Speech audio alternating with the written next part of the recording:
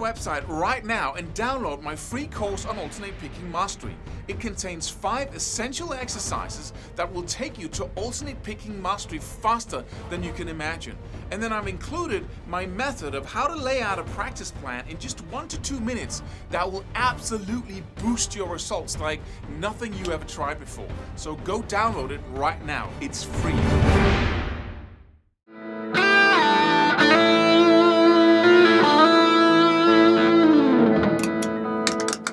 There are no shortcuts. It's just practice, practice. There's nothing to know out there. There's nothing to learn other than what to do and then do that a lot. Right? That's the general idea of how we become very good at playing guitar. And we need to stay away from shortcuts because there are none. So it's just hard work, effort for a long time, like 10 years, and then you come out a master. Or 20 years, that's even better. 20 years of struggle and hardship and pain, and then you emerge a master on the other side of suffering. Oh, we love that, don't we? But it's untrue. Nobody takes that. Nobody takes 10, 20 years of suffering to learn to become a master of this instrument. There are shortcuts, right? And it can be pleasurable once your whole practicing regimen becomes a matter of figuring out how to get results faster all the time. It's crazy how much happens and how engaging and passionate it can be to practice guitar. And in this video, I'm going to give you a key shortcut that you can use to immediately at least achieve 50% greater results, if not double easily. Right, over the next 4 weeks, I promise you. So stick with me. Before I go into it, you should go check out our relaunch of our program, The Mastery Method. It's very close to my heart because it's filled with shortcuts. Practical when it comes to techniques, 4 different areas. Psychological and practice method. It's all based on how to get there faster. Because when I started out, I was impatient as heck. I started playing guitar and it was fine. And people thought I was so talented. Because what I did was I didn't want to learn notes. And I was playing classical guitar. And so my teacher showed me these notes. And I thought, I don't want to learn those. I don't want to learn how to read notes. That's good, boring. So when he played the piece for me, I was so intensely focused on learning that stuff right away, just by looking at him. So he took every bar and played it for me, and I mimicked that, and then he played it for me again. I looked at the notes because there was some guidance in looking at the notes, right? I could just approximate, that's the part. And then, so we maybe did that for 5 minutes. But that was enough for me because then I went home as fast as I could and I practiced it right away. And my dad told me that when I could learn to play the nylon string guitar, when I had, certain level of mastery over that, I could get a lap steel country guitar. And that was what I wanted. But I had to learn to play a normal guitar first. That was reasonable. So I was all fired up about that. So I practiced like a maniac. So when I came back and I wanted to, I was supposed to play the piece I had for my homework, I played it double tempo because I bam, bam, bam, bam, bam. I wanted that lap steel guitar. And so my teacher went, "Oh my, you are very talented," right? No, I wasn't. I just used one single principle called massive motivation and passion, right? I focused intensely and I repeated that piece so many times that it was like, I just hurt my hand yesterday. I tried to use it as a hammer, bad idea. So I'm not going to play something for you that's anything but 2 fingers here. But that was arriving there fast. Then a couple of years went by, and when I was 16, everything went berserk because I watched a video. Then I got all motivated to reach the highest level of technical mastery on this instrument. And all heck broke loose because I didn't get results fast enough. I practiced like a maniac, but that obviously wasn't enough. And very often I practiced myself into the wrong things, right? I used shortcuts and ways of getting there faster, using my whole arm for picking and doing all kinds of stupid stuff to find a shortcut. But it didn't work. So I just went to this level of skill, and then I had to go back and unlearn the shortcut, the technique, the trick that I thought I had, in order to relearn it in something that could take me higher. So shortcuts can be a trap, but most often it's what you need to look for all the time, of course, because everywhere around you there are only shortcuts. What do we got artificial lightning. What is that? That's I don't have to wait till tomorrow before I can speak to you. I can just push a button and bam, the sun comes into the room, right? We got cars. I can get there faster. That's a shortcut. I don't have to walk. I don't have to ride a bike even. I can, and I don't even have to drive. I can fly. It's faster, and it's easier sometimes if, the distance is far enough. Those are shortcuts. I don't have to go to you to tell you something, and I don't have to send a guy with a letter. I can just phone you. I don't have to phone you. I can just text you. It's all shortcuts, and we put them in layers all the time. But people keep saying when it comes to guitar that there are no shortcuts. Duh! It's imbecile. It's stupid. I'm sorry. And for the most part, it's a strategy we use to say, oh, I'm intelligent and I'm skeptical, right? Why are you skeptical? You're just afraid to get your hopes up, right? Because if I tell you, I got an amazing shortcut to learning picking faster, or to learning rhythm faster, or to learn songwriting faster, you'll go, oh, hold it. I don't want to get my hopes up because I hate being disappointed. So if I have to defend myself from being disappointed, then I can just not get my hopes up. I won't expect anything, so I don't have to be disappointed. Isn't that amazing? But now you don't expect anything. Now you never go, oh, maybe I can do this, right? You never get that feeling, right? Isn't that amazing? And then you can stay in your little sad comfort zone for the rest of your life and stay mediocre in your guitar playing, right? Some shortcuts actually lead you in the wrong direction, but most of them, as we look around us, actually works. Running water, you don't have to go down to the lake anymore. Pretty comfortable. That's a shortcut to getting water fast, right? You don't have to light a fire to get your house warm. It just happens by the turn of a knob. You don't even have to turn it. We got stuff that measures how warm it is and keeping it's amazing. And yet we say there's no shortcuts on this instrument. But there are hundreds, at least in my perspective, right? And I'm going to give you one of them now.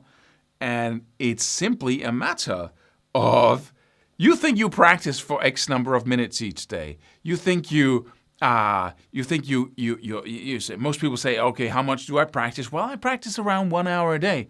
But most often, that's when they're best, right? That's the best case scenario is that hour, or I practice 3 hours a day. But if you look over their shoulder, that's actually not the case.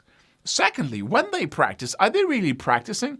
Just because you're sitting with your instrument, playing something, doesn't mean you're practicing.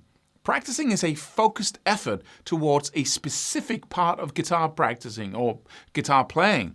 Are you practicing chords? Or are you just playing the song you know already? Are you practicing soloing? Or are you just playing random stuff you know already over a jam track? What are you actually trying to learn? You see, we're already getting into another principle, which is called focused, right?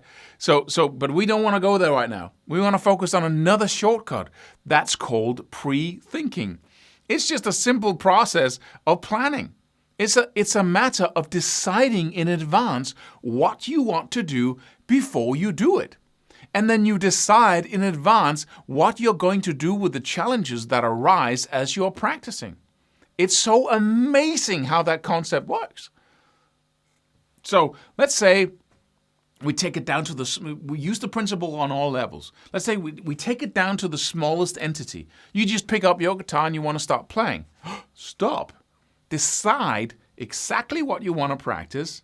What little loopable pattern, like 2 chords over and over again, or what 4 chords if you at that level.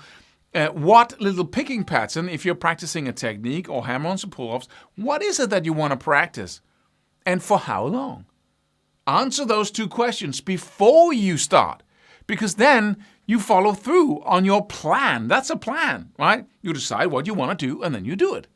Chances are you're going to stick with whatever it is that you're practicing for twice as long, at least, than if you're not pre-thinking, if you're not first deciding what you want to do.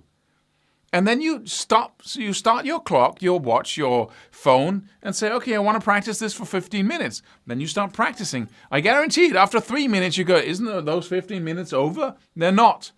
But suddenly you keep your focus on something over and over again, and after those 15 minutes are over, you're going, Whew, that was an experience, right? Because now you had focus and you were actually making progress, certainly, on something. That's why this is so important. But that's on the smallest level. Then you take it out a little bit and say, okay, what if I decided what I wanted to do on a daily basis? So in the morning or the evening before, you say, okay, when can I practice? I could put in 10 minutes of practice when I get up and out of bed. I could practice rhythm at work. And then I could, when I come home, I could practice half an hour before the kids hit the house. And then again, after dinner, I could practice there as well. And then you have that whole plan and say, oh, well, that's twice as much practice time as I normally have or get into my schedule. And then suddenly you have a plan. So you get up the next morning, and of course you make sure you can't forget your plan. So you put up reminders, you write it down on a piece of paper in the kitchen. So you see that, when you wake up, or, you put up reminders in your calendar, set an alarm or more alarms in your phone to make sure you can't forget. And then that day goes by, and you practice at least twice as much with much more intensity that you normally would, because you also decide, what do I want to practice? And then you try to, or you follow through on it, or you fail following through, and then next day you say, okay, what can I do now to follow through to a higher degree than what I did yesterday? Those thoughts about when am I going to practice, what am I going to practice, to what extent, right? And then you keep doing that. You pre-think everything. And even when you sit down before how much time have I got? Okay, good. I'm going to practice this and this and that. There'll be so much focus in that. You'll get so many results, and you'll practice more with more focus, and you'll get more results. It's so simple, but we don't do it because we basically live our lives by default, right? Things happen because they have to happen. We go to work because we have to go to work. We pick up our kids because we have to pick out our kids. We make food because we have to make food. And then this magic happens, the guitar, and it doesn't have to be there. So it gets the smallest, most insignificant place in our lives when that is why we do everything else, right? Why do you breathe? Why do you bother getting up in the morning? It's because of, life. Why do you preserve life? So you can play guitar, right? There's something after uniquely human, right? We survive so we can be involved in uniquely human stuff. Like the animals basically just move by default, right? They just follow their inborn patterns. But human beings don't do that. We have another capacity. It's called playing guitar. It's called art. It's called development. It's called, all the exciting things about life. So don't survive, decide in advance every day or maybe every week. You say, what are the 2 things I'm going to practice this week? What are the 3 things I'm going to practice this month? What is the one thing that I'm going to have the most focus on this month? What am I going to practice? And then every week you make a little plan. Every day you make a little plan. You change your plans depending on what happens. Every time you sit down, you think, okay, you decide, what am I going to practice for how long? You set a clock, right? That way of acting around practicing will double your results, at least give you 50% increase. And it's a shortcut, right? Oh, that's not a short. Yes, it is. Everything that gives you results faster without actually increasing effort.